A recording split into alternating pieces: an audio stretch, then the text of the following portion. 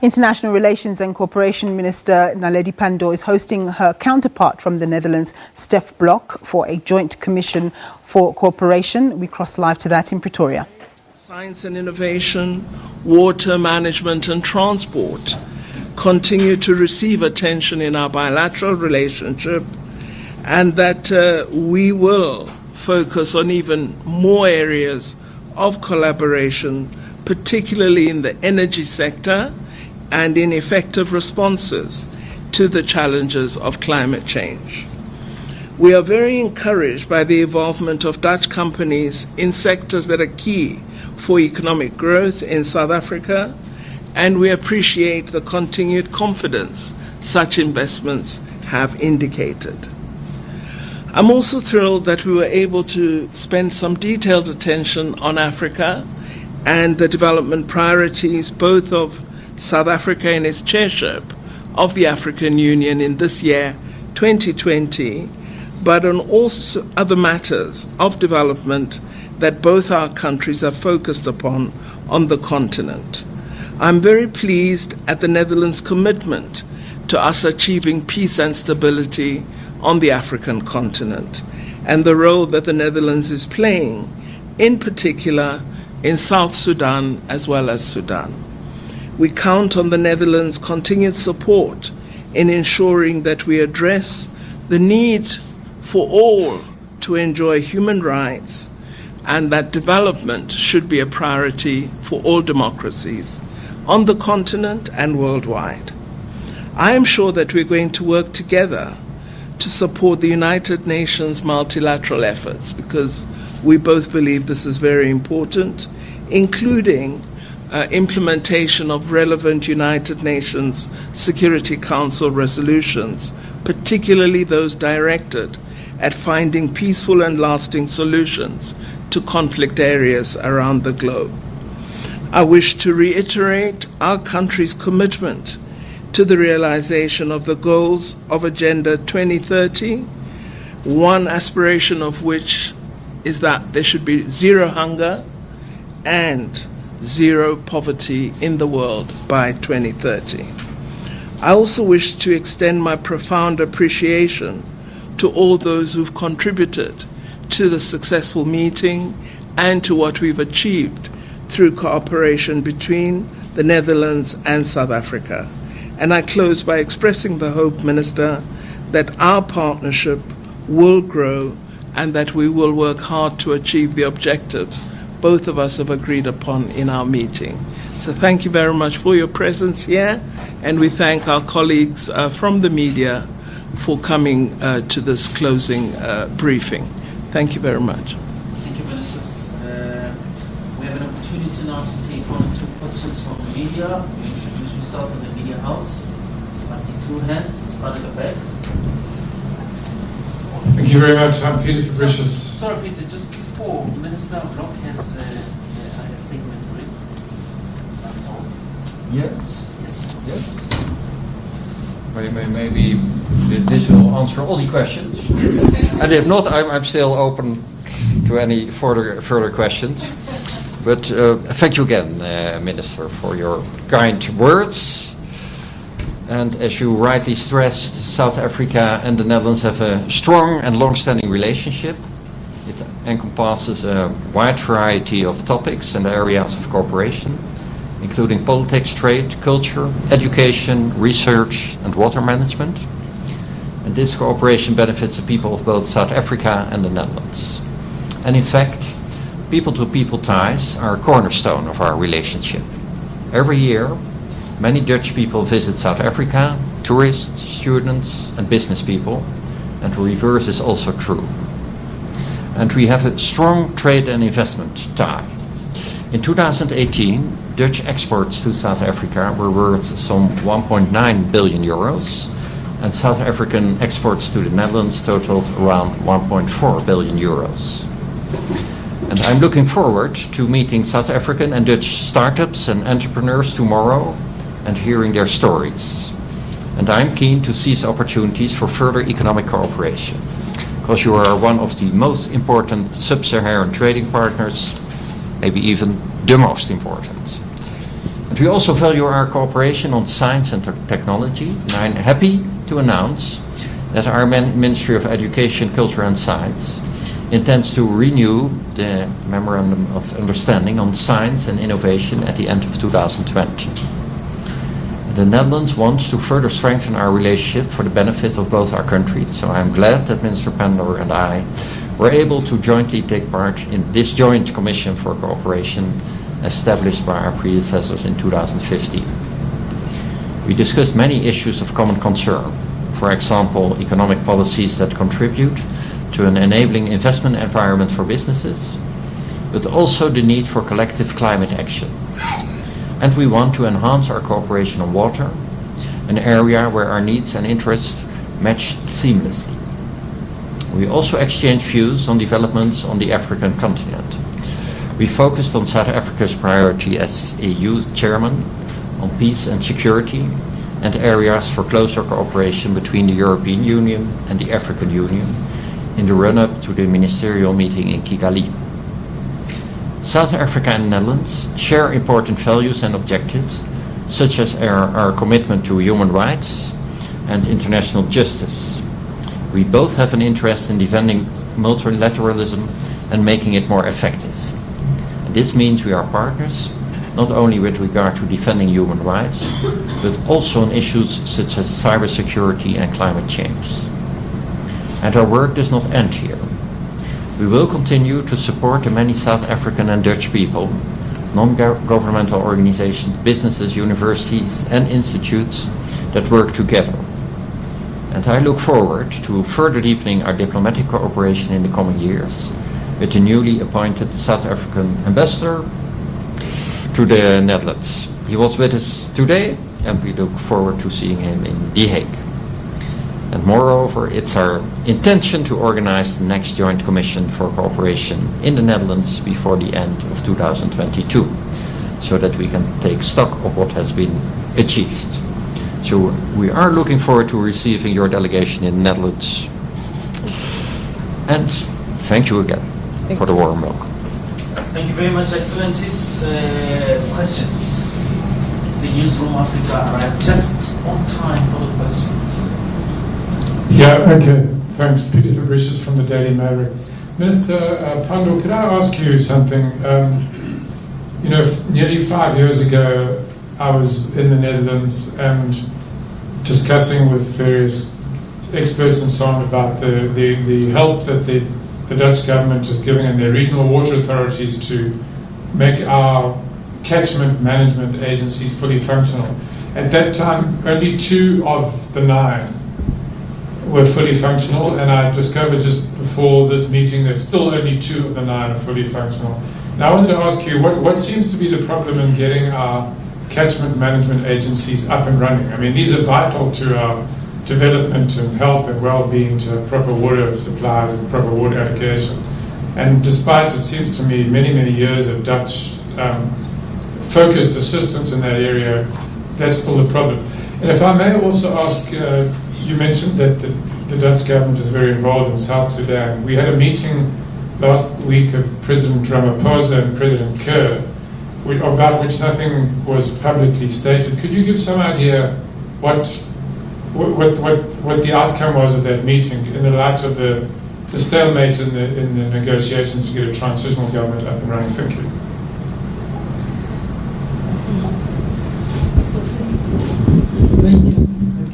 Sophie Mkwena from the SABC. To both ministers, you meet at a time where we have a serious challenge of the coronavirus around the world. Do you think the international community is doing enough to respond to this crisis? And what's your view in terms of how China is handling the matter? And Minister Pandor, apparently South Africa is going to assist China with some equipment thanks to the private sector in South Africa. Can you elaborate on that? And the last question is around the EU, Britain leaving the EU. What impact will that have on member countries of EU? But also, as South Africa Minister, how are we handling this? It looks like it's a scramble for Africa or scramble for South Africa. Lots of it international delegation from Europe in particular, both at bilateral and perhaps maybe groupings. You start. I think all the questions, most of them, the Minister will help me. On the water catchment management agencies, I know that the collaboration between South Africa and the Netherlands is very strong, and I believe it's broader than the water catchment agencies. I think it involves research bodies in South Africa as well as the Netherlands, and water authorities within the various municipalities and government departments. So what I would have to establish is, are there agencies beyond the two that are referred to in the report? I don't have that data at my fingertips. And so I think what we will do with Clayson is make sure we find out whether there are 7 other agencies. I think there may be different forms of administrative organization in different provinces, but this area of collaboration is one which is very active and live. So we'll provide you with more information on that, Peter, at a later stage. On South Sudan, I was in Brazzaville discussing Libya at the time of the meeting, so my ear wasn't on the ground at that time in South Africa, but I'm aware that the discussions are about ensuring the implementation of the comprehensive agreement, because all of us, both the Netherlands, ourselves, and the rest of the world, are keenly looking to full implementation of the agreement, because we believe the revitalized agreement is the only avenue to achieving democracy, peace, and security in South Sudan. So I'm sure President Ramaphosa would have encouraged President Salva Kiir to ensure that the timeframes that have been set, which are later in this month of February, are indeed honored and met. We will have opportunity to meet with both leaders of South Sudan in Addis later this week, and we will reiterate the message that not only South Africa, but many countries in the global community stand ready to assist. I see in his recent speeches, His Holiness the Pope has made this call to the conflicting parties in South Sudan, and again repeated the readiness of the Vatican to play a role in ensuring that the agreement is indeed honored in practice, and that at last we have a state that is focused on development and democracy, and that has overcome conflicts. So I wasn't in the meeting, but I'm guessing that what I have said will be what was discussed, because these are the matters that are at the forefront of our concerns about South Sudan. Sophie, on the coronavirus, well, the question would be how much is enough? I think all countries are trying to do what is necessary. And what is absolutely imperative is we must monitor effectively, that we must ensure that we put in place the mechanisms should we have any infection or any suspicion of infection, that we can isolate and provide the appropriate treatment. I'm sure the Minister of Health is going to speak later this week on further steps that his ministry is taking. I'm aware he made a statement last week on the initial arrangements with respect to monitoring, but we've got to do more to ensure we understand this virus, and that when we do offer, if the case arises, treatment, that we do so appropriately. So we should be meeting with colleagues working in the medical sciences community in China in order to share experience and ensure we can effectively address this matter. The donation from the business sector was most, I think, welcome. These are pharmaceutical companies that produce medical masks, and they made, I think it was 2.5 million masks available and delivered these to the Chinese ambassador from the site of the company in Centurion, just outside Pretoria. I think this is a very important gesture by South African business, because I do know there is a need for these masks, and so we welcome the contributions that the private sector has made.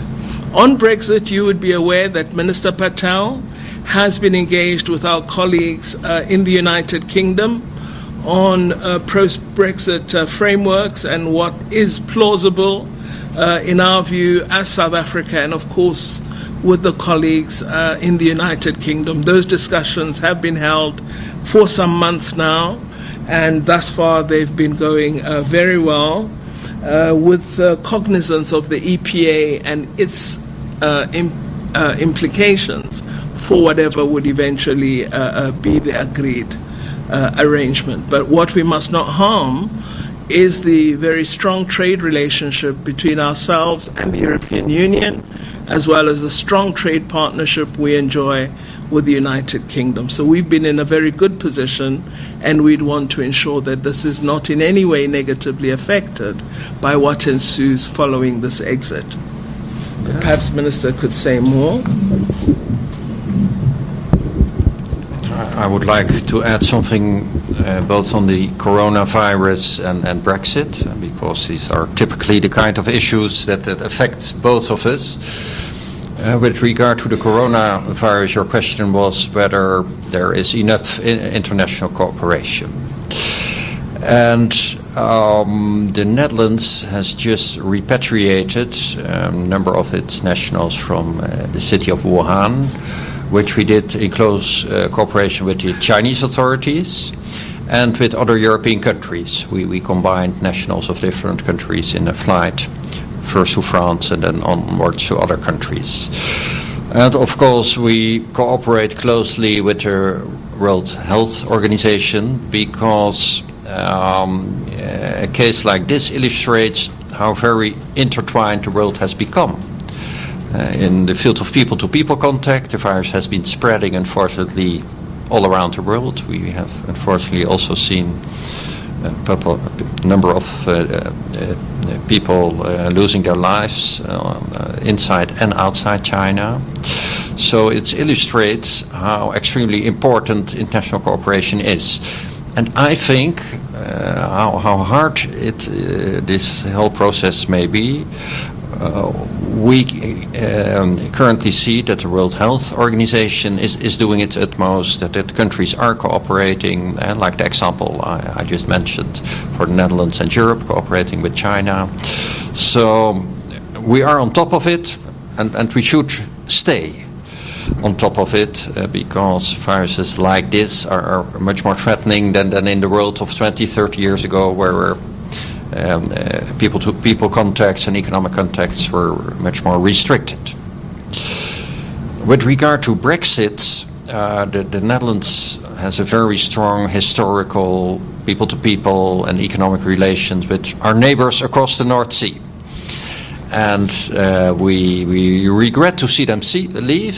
Of course, we respect the outcome of the referendum, but it makes our life more complicated, just as Minister Pandor explained for South Africa. We have to renegotiate our whole relationship, not only in the field of trade, but also cooperation in fighting crime, in fighting terrorism. I have the full intention of continuing to cooperate as closely as possible with our neighbors, because that will be to the benefit both of the Dutch and European people and the citizens of the UK. We used to cooperate also closely in the field of foreign affairs. I meet every month with my European foreign affairs colleagues, and there again I will miss my UK colleague, but whenever possible we will try to coordinate also our foreign policy with our friends across the North Sea.